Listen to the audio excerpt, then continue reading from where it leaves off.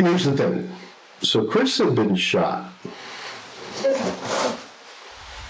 What if the person you swore to love turned out to be the one pointing the gun at your head?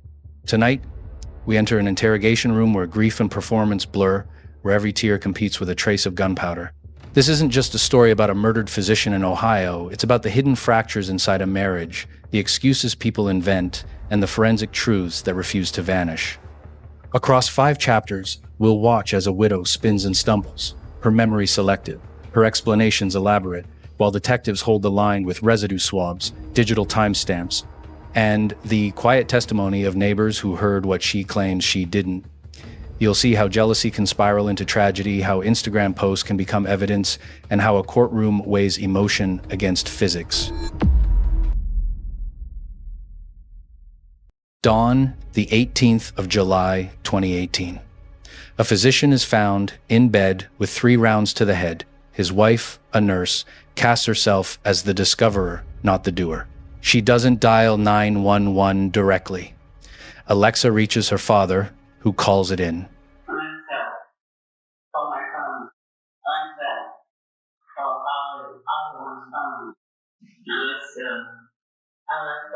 Medics pronounce, detectives pivot to homicide. The performance begins, shaking hands, broken recollection, the grammar of shock. 911, where's your emergency? Is in Dublin. Okay, I'm in Dublin. My daughter woke up. Okay. You found her husband dead? By the end, you won't just know how this case ended, you'll understand why stories fail when evidence speaks louder. This video is more than a crime recap. It's a masterclass in human behavior under pressure and a reminder that in every locked room, truth eventually finds the code. Stick around, because missing this means missing the anatomy of deception itself.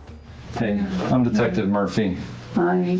Hey, one of the things that we want to try and do here is get you cleared so that sooner, obviously sitting here is not the most comfortable thing in the world for you. That's why it don't matter to me. But Yeah, so we want to try and working on getting you cleared. One of the parts of us doing that is doing this is called a GSR test. And all I'm going to do is take a little swab, rub your hands and your eyebrows. Okay. And it's just seeing if there's any gunshot residue, anything like that on your hands or something. Do you have any problem with me doing that? Is that okay? When was the last time you slept? to be honest with you,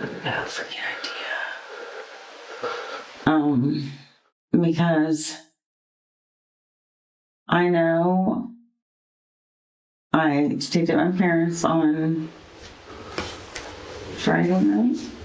Okay. So I slept there in my old room. And then I came home Saturday and talked to him. And Okay. Did you sleep last night then? I don't think so. Okay. I can't remember it. All I remember is shock when I opened up the bedroom door. So Sure. obviously I wasn't in there because I would have known something. Right. Have you consumed any alcohol in the past 24 hours? Yeah. Okay. When was the last time you did? And that I don't remember. Was it last night or this morning? No, it was this morning. It was this morning? Wasn't. Okay. So it was last night? Or, yeah. Okay. Yeah. What did you have to drink? Actually, Chris stopped and got me, not Twisted Teas, but like a nice hard lemonade can. Mm-hmm. You just had one, I or? had that one and he had one. Okay. And that was it? If I remember correctly. Yep. Okay. And that was last night before he went to bed? Yeah, because that was the last time I seen him was on, if I'm getting my days straight, I take a lot of medicine. So, if I'm sitting outside, he probably went to bed then. That would have been the last time I seen him. Okay. And he usually goes to bed early on Tuesday, right? Yes, 'cause he goes to work. Mm-hmm. Early on Wednesday morning? Mm-hmm. Okay. I usually try not to bother him when he's asleep. Okay. And have you consumed any drugs in the last 12 to 24 hours? No. Okay. I'm trying to sit here and think of what other than prescription. What prescriptions do you take? I have a lot, but basically I have Valium. That's just as needed. I have Imuran, which is IMURAN, and that's for my lupus, along with prednisone. I give myself steroid shots and Phenergan shots. What is that? Phenergan? Phenergan? Mm-hmm. That's for nausea, isn't it? Yeah, that'll knock you out though. That's a bad thing. I think when they were there snoring, they were like, I don't understand why you're snoring like I gave myself. The evening itinerary arrives, hard lemonade cans, a shared nightcap, then benzodiazepines and steroids for lupus, and cigarettes in the garage. She might have dozed there, or in a stepdaughter's room, or nowhere at all. Alcohol plus benzos can distort recall, but investigators listen for gaps that conveniently bracket gunfire. Memory loss that spares everything except the moment that matters? That's not a diagnosis, it's a pattern. The more a story widens, the smaller its center becomes. I don't know how, but Just like two of the singles? yeah, Okay. it's just like another 8% per can. So I don't know if it's that equal to 2 beers or. Just depends on how I have no idea. So and then on the way home, he stopped and went to the other gas station because the other one made him mad the first time. And then he went in the other gas station and he got 2 more for us. And then that was it. Okay. That's Then you all I guys remember. went home? Yep. Right. Do you have any idea about what time that was? Maybe, might have been 10, maybe. Okay. What time would he usually go to bed if he had to be at Mary 10 and 7? Oh, anywhere between 9 and 10, Okay. roughly. Do you guys not usually sleep in the same room? Oh, we do. But I wanted to stay up that night because I still had my beer. Okay. So I was finishing my beer, but then, honest to God, from AV, from drinking the beer, I know I had to take my medicine, so I took my Valium, and I tried them to sleep. And honest to God, I'm like, I don't know if I slept. Did I fall asleep in the garage? Because I usually go out there because I don't smoke in the house. Okay. So I'll smoke out there, and if I'm still drinking the beer, then I'm just doing that. But then Does he smoke? Occasional. Okay. No. Is he like a drinker smoker? Yeah, cocktail. There. Yeah. Does he smoke your cigarettes? No, Oh, he gets his he own? gets his own. He Okay. smokes reds. What do you smoke, lights? Marlboro menthols. Okay. Mm-hmm. Well, that's why I didn't smoke them. Yeah, he don't like menthol. Yeah. So you took your meds last night, and do you know where you slept last night? No, that's what I'm saying. I'm like, I don't even know if I slept at all. Like, because all I remember was walking into the bedroom and seeing him. And then I didn't want to touch him. I was already scared. So I tried to get the phone. I couldn't find mine. And so I tried to get, I couldn't get anything to work 911 for some reason. I looked all over trying to find mine, and the best I could do was I called my dad then on my Alexa, and I'm so glad you got to hold him with one. And I get crazy dead. You know what? I just called him with one. And so last thing I remember, you guys coming over after that. Okay. Can you get some tissues? Yep. Do you want some more water? Please. Okay. Literally, it makes me sick just to put it on. Let's think. We have time, so I'll let you get a minute to kind of collect yourself. I just can't stand it. The one bit image that I've seen there.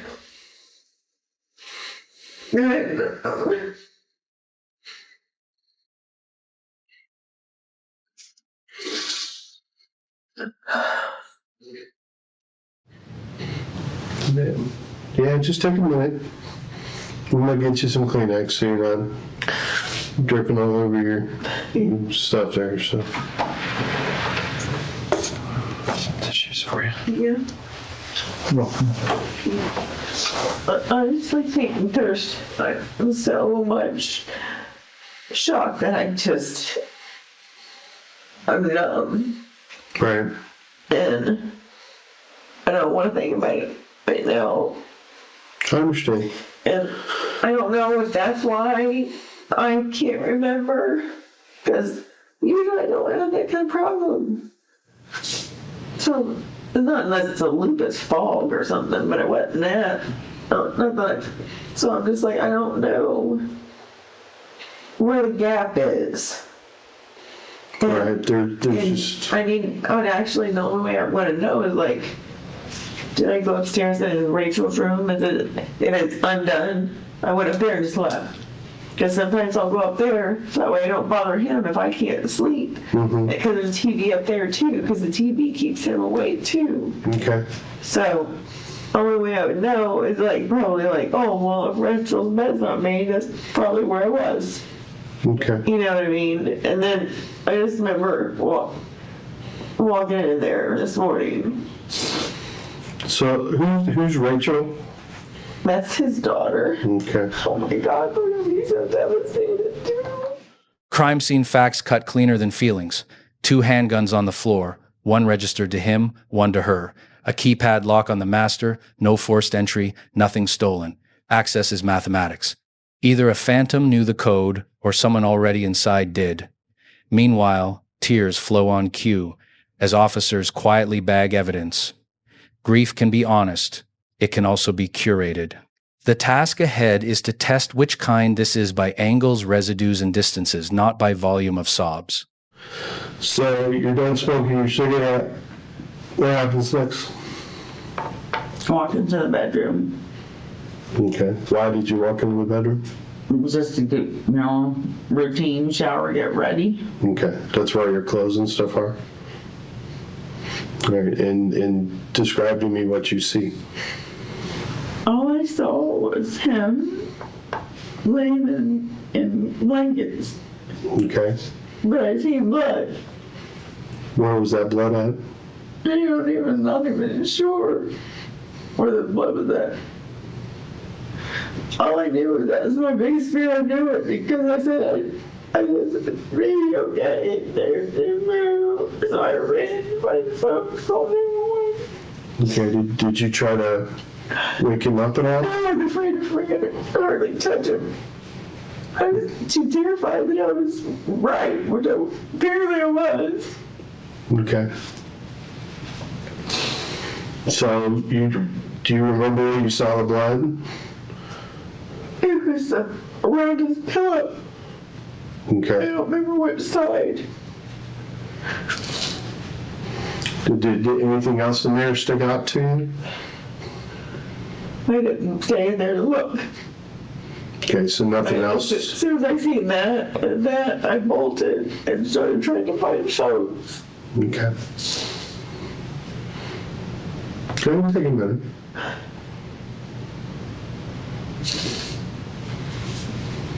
Sorry. No, you're fine. We had all day.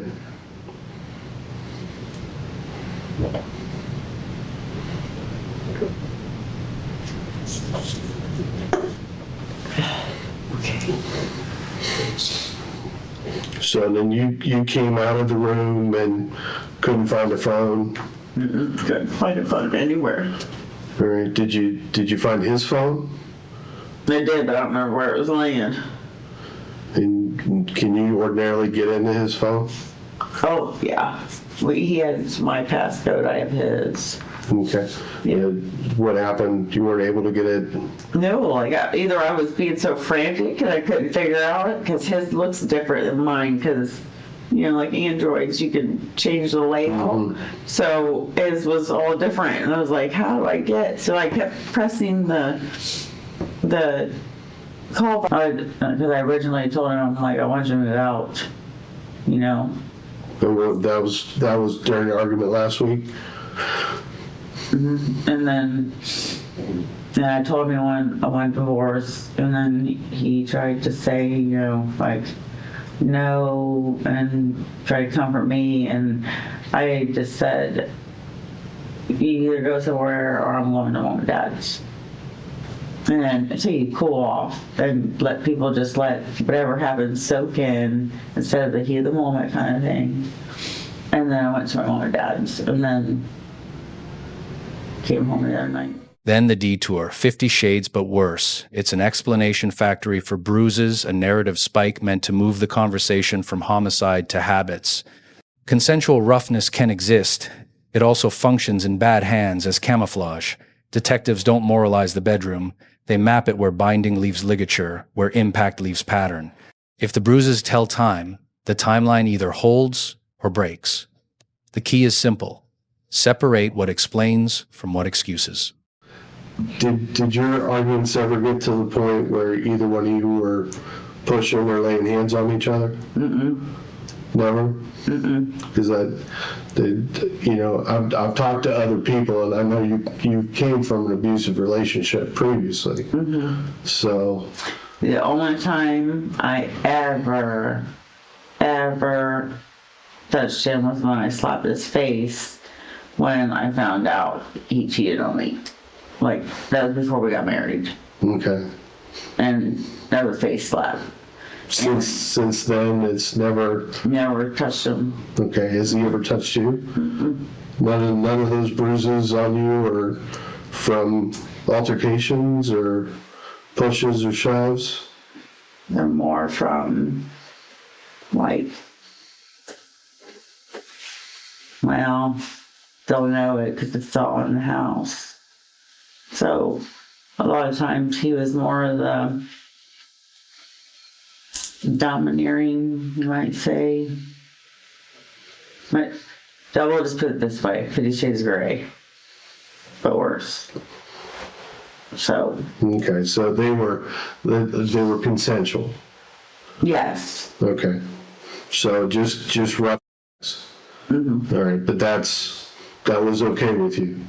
As long as it didn't get too hard, yeah. Okay, so some of those marks are probably from that. Very possible. Okay, Yeah. are any of those marks come from a position of anger? Okay, none.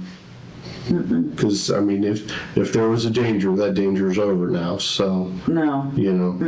No, it was always something else. And then even if he saw it the next morning, he would say, oops, he goes, sorry about that, I did it a little too hard.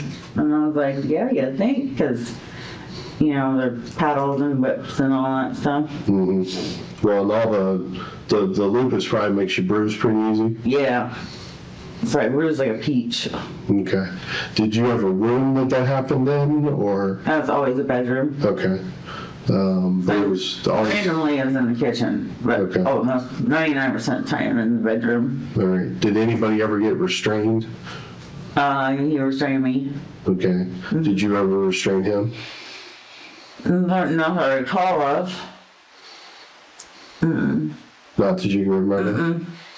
Only thing I ever did to him was, I'm going to say here, I want to say a silk blindfold. But nothing where you would have been No bound. arms or legs or anything like that. No, that was me. Okay. Or to me. Right. And it was always with your approval and permission. Okay. Because you're not going to surprise me. Well, I hope not.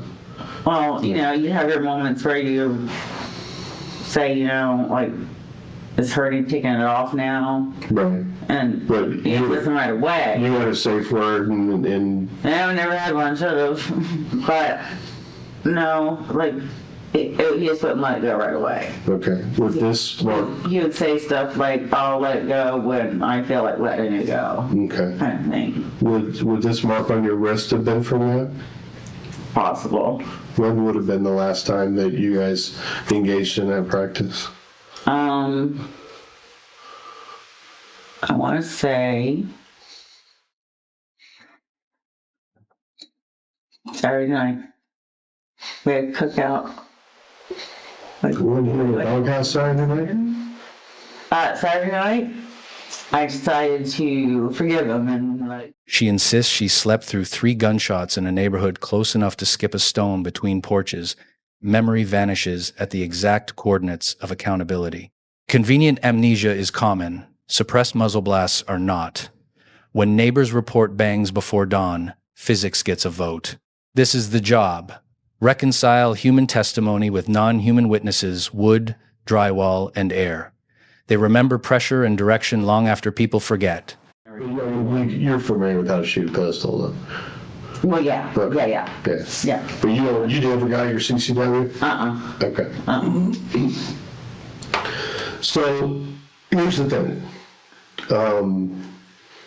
So Chris had been shot.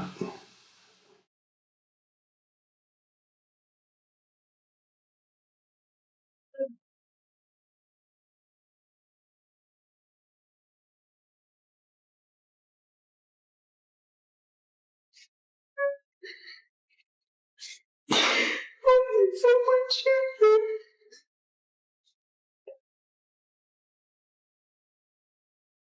And I don't know where the hell I was, and I couldn't hear it. Was I outside? Was I on the back patio? I don't know right now. Why didn't somebody fucking hear it? Even if it wasn't me, maybe if I was on that patio, maybe not. But the neighbors. Well, see, that's kind of what I need you to really search in your mind as to what happened. They're like, how can a neighbor? We literally live like this, even. So why would nobody do anything if they heard something? I don't understand. That's why I need you to help me. I'm No, I understand. trying, I don't know. Okay. Because I would think that, in like small neighborhood, but then I'm like, where the hell was I? I was like, I need to figure out what I was doing. Was I walking? Was I outside in the garage smoking? Or, I didn't see anybody, Right. but that doesn't mean anything. I guess I just trying to concentrate where I was, and I was laying downstairs watching a movie. Well, here, I'll tell you what. I'm gonna give you a break because I know you're upset. The nurse who won't render aid meets the cop who always will. Detectives press the professional reflex. Why no pulse, no airway, no chest assessment? She cites fear, shock, thresholds she cannot cross at home. But training is a habit designed for chaos. When it fails only where it matters, suspicion doesn't rise, it lands. In the ledger of credibility, first responders who don't respond draw a debit, not a doubt. And as you go into the room, you see him on the bed. What made you think he was gone? One, it was too late, time frame. And then I saw a little bit of blood somewhere on the pillows. Okay, but And I said, hey, baby. And then I was I didn't know answer. And I was too afraid to touch it. I didn't want to shake him. And then because I already seen what was by his pillow, like speckles and I've seen that. I mean, I didn't see his face really even. I just saw like pieces of and he was just laying there, not moving. And then I freaked out and tried to get his phone calling and tell him couldn't call mine. But at least, thank God for Alexa, I called Dad. okay. So let me just, I'm gonna just put this out there because it's kind of bugging me. Mm-hmm. You're a nurse who's worked in the ER for a good period of time. Mm-hmm. Someone you love dearly mm-hmm. is potentially injured or in your mind deceased. Mm-hmm. And you didn't go over there to shake him or touch him or... That was the whole different mode between home life and ER, Well, I know for me, it's... If Like, I go in the cop mode if something happens, even if I'm not working. maybe, but you want to if you felt like I felt it, I knew something was up. And then I seen the blood, and then I just knew, number one, call 911. But then, I don't even think, unless it happened right in front of me, you know? Like, Yeah, let's but- say that my daughter started choking or something like that. But like, if I thought she did something to herself, or something happened really bad to her, I really would, can't look. Well, I but don't think I can be one of those ones that, you know, people have to have closure and go see, because I think that's just... The timeline hardens. She moved out on the 16th. Dinner with his adult children on the 17th. A late night park talk. She'd been drinking and stayed. He slept. She didn't. Then a post drops like a premonition. If I die tomorrow. Instagram is many things, but it is not subtle. Digital traces are modern alibis. They place us in time and temperament. When dread enters the record before death, detectives pay attention to authorship and audience. right, but I mean, you've seen dead people before. Oh, yeah. In the ER. But I've never had to deal with it, like, personally myself. Right, Like- but it's, so the part I'm having troubles with is you're trained to help people who have been injured. Mm-hmm. But you automatically went right for, I think he's dead. I went for 911, exactly what I should have done. Well, but you never went back in the room. No, I was too busy listening to them. They were on, we were doing the messaging thing, and then you guys were there in like less than 5 minutes. Right, but this is the man you love, and you're married to him, right? Yeah, And of my life. you're the trained medical professional who could render aid if there was aid to be rendered, I understand what you're saying. right? People And that's, freeze, and I froze. And right now, I'm still numb. you went automatically to he's dead.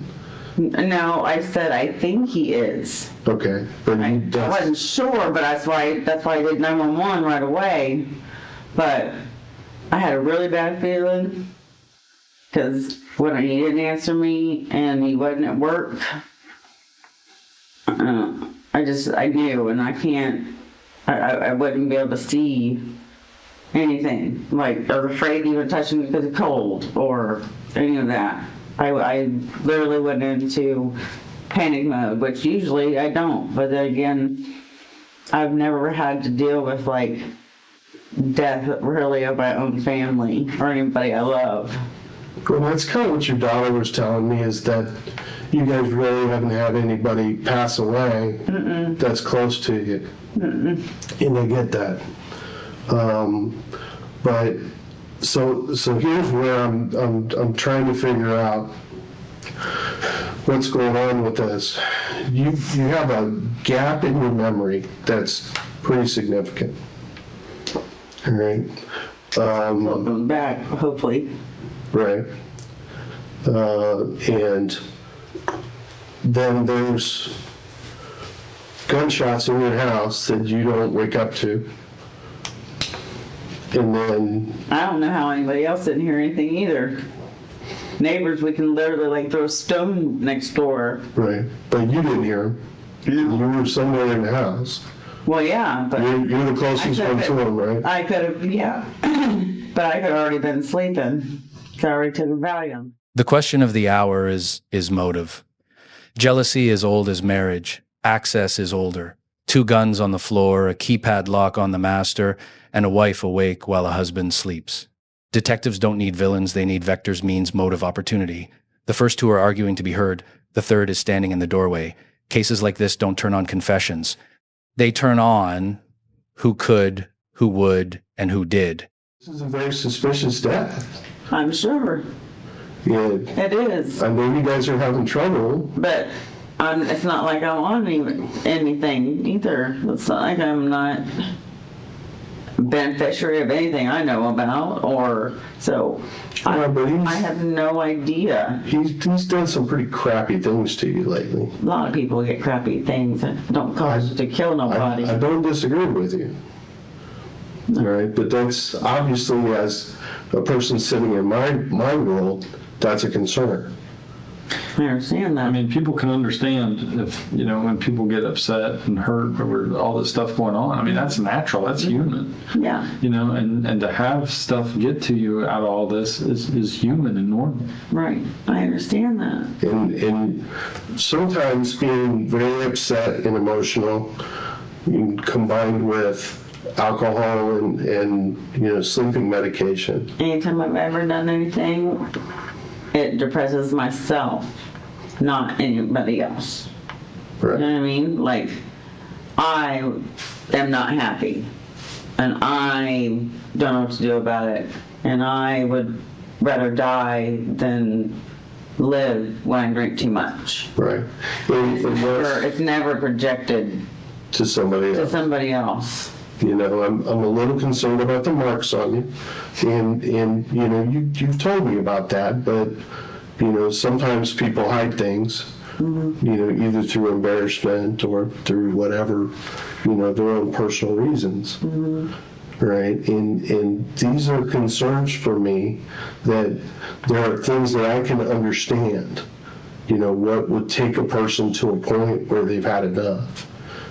Right, and I don't know whether we're, having a situation where there's, you're having the issue with the combination of the medicines and the alcohol you're taking, combined with, some really stressful emotional times, right? And if there's something that we need to talk about, I want to get it out so that I can understand how we got to a point, why we got to a point, right? All I can say is I didn't do it, and that's as much as I'm going to say anymore.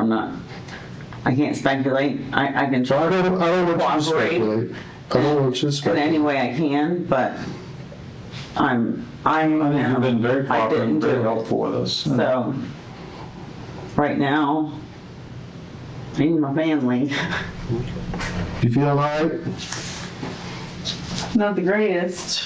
Well, I can't imagine. You've been through a lot today. I want to make sure you're okay. Right? You've been through a lot today.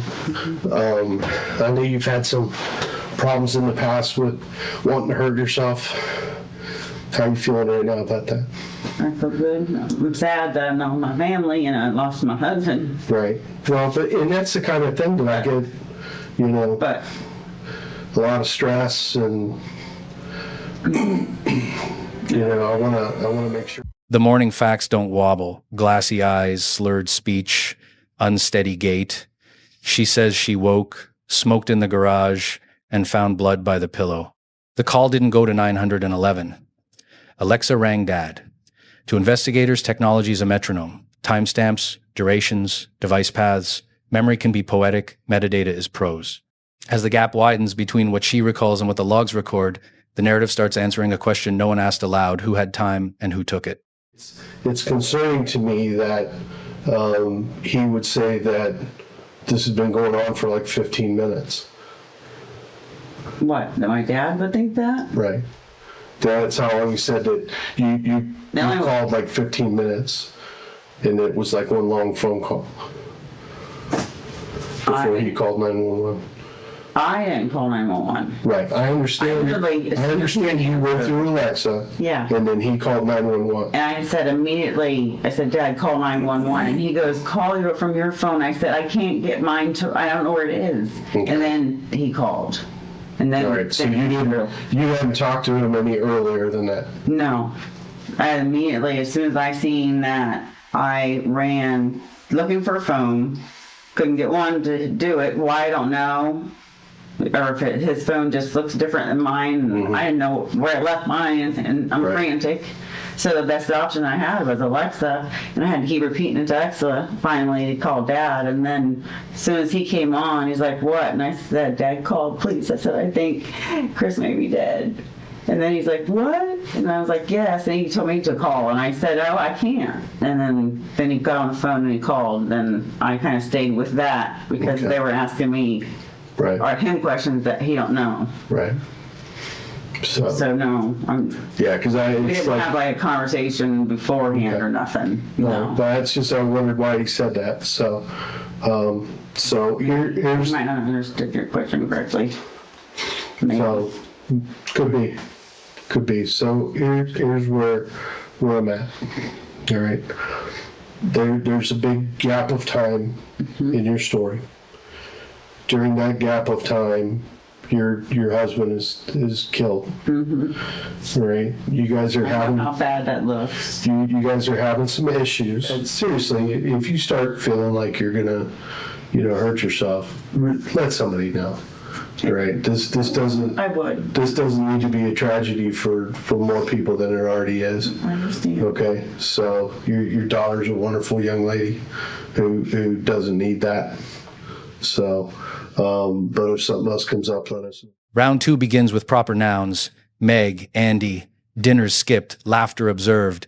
Then the science walks in without knocking. DNA on the pistol's grip and trigger belongs to Holly. Gunshot residue hits the lab's ceiling. 10 particles on each hand, inner eyebrows. Burglars don't tidy doors to a tasteful crack. In rooms like this, the pivot isn't emotional, it's evidentiary. You can debate feelings, you can't debate particulates that traveled on heat and recoil. There are some things I want to talk to you about. We've talked to a lot of people. We've gotten some test results back. So, I've been through everybody's phones. All right. Who's Meg to you? Meg? Yeah. She is one of Chris's patients at work that I've been taking care of for the last, I don't know, few months at least. We got close because she had issues. Yeah, I talked to her. She sounds like a mess. She is. God love her. Yeah, she is. But she's very, very sweet. And so, yes, I did talk to Meg. You guys texted back and forth about Yes. Chris's little Yes. mess up. Yep. When was the last time you saw her? Oh my. Maybe it's been a month, maybe. Okay. Maybe. Before I Was gave it her like IV and at the stuff. office or? I gave her IV and stuff at the office. And so I'm thinking maybe a month. And then I know she went to Cleveland Clinic. I can't really remember her dates that she had to go. Okay. But yeah. What happened a week before Chris went out with BJ? Something happened with Andy? Andy? Yeah. Andy. Sounded like you guys may have all went out together, you and Chris and someone named Andy. I'm trying to think. Andy. Why does it not sound familiar? Andy. Why is that not? It's not clicking. I'm trying to picture places we've been eating. I know the last time we went with anybody. Because, he's only really got one day a week he can do stuff, right? Yeah, 'cause he works. So, but, I don't, if I had gotten off at 5 o'clock and I lived in Dublin, I'm not sure I would, on a Friday night, truck it all the way to the barn, because that's a haul. Yeah, no, so I know we didn't go to the barn. Okay, I know that, because I remember him having that reservation. okay. And I remember looking at the menu on the website and stuff, and then he seemed exhausted and said he really didn't feel like up to doing it. I remember him saying that. You guys didn't have a disagreement that week? Oh, we have disagreements all the time. Because the story I heard about, kind of through the grapevine, was that you never laughed that hard when just you and me are out together. Do what? You never laughed that hard when just you and Chris were out together, only when you're out with this Andy. Does that ring any bells? Like these, like if Chris is out with like a buddy. Mm-hmm. Oh yeah, he doesn't laugh that hard. He laughs hard with buddies. So that makes sense. But why do I not understand where this Andy? So here's the thing. Confronted, she doubles down bruises from consensual roughness, stares, blackouts, Selective amnesia is presented as fate, not tactic. When denial runs out of road, defendants change vehicles. She asks for a lawyer. In forensic interviewing, that is not guilt, it is gravity. The narrative stops expanding. The facts harden where stories soften. Neighbors heard bangs, the door sat ajar, and the only DNA on the murder weapon belonged to the widow. When you tell me when you found him, the door was cracked to the bedroom? That's what I remember, yes. Okay. So I'm going to put my cards on the table, all right? Because I have the gunshot residue test back. I have the DNA test back, Okay. all right? Your DNA is the only DNA on that gun. Chris's DNA is not on that gun. The gunshot It's residue. impossible. The gunshot residue, all right, was at a level that was so high they reached their maximum testing. All right, and when people break into a house and they shoot somebody on their way out, they don't close the bedroom door, just to a crack. So I Holly, understand listen to what me. you're trying to say. What I'm trying to say is I know you shot Chris. I did not shoot him. Holly, this I is did what, not shoot him. this is what I No. think happened. No. All right, because of the way everything's set up, you are posting stuff that makes me think that That is here we go again. We could pull them all over again. This is not making a Holly, choice. stop. All right, you have multiple attempts in the past. Yeah, for Right. myself. So I would here's, never hurt him, no. so here's what I think happened. All right, because when you shot him, I did not. you didn't kill him. I did not All right, shoot those him. gunshot wounds did not kill I him. did not shoot him. All right, I think you were going to kill yourself after you killed him because this had gone too far. You were getting ready to lose everything. Never take anybody with me. And here we go, you shoot him, because there's no other explanation for this, Holly. There's no other I don't explanation. have for it. any explanations. I already gave you everything I know, and I did not do There's this. no other explanation for it, Holly. Nobody just breaks into your house and randomly shoots somebody. BJ did not owe I him didn't- $40,000. I don't know. I'm just telling you what. I'm telling you that for 27 years I've been doing this job, okay? And nothing else shows me that anybody else did this but you. All right? I know you did this. I did not. And I can understand the why behind it. No, there is no why, because I didn't do it. All the evidence doesn't lie. No, I did not do it. The evidence does not lie.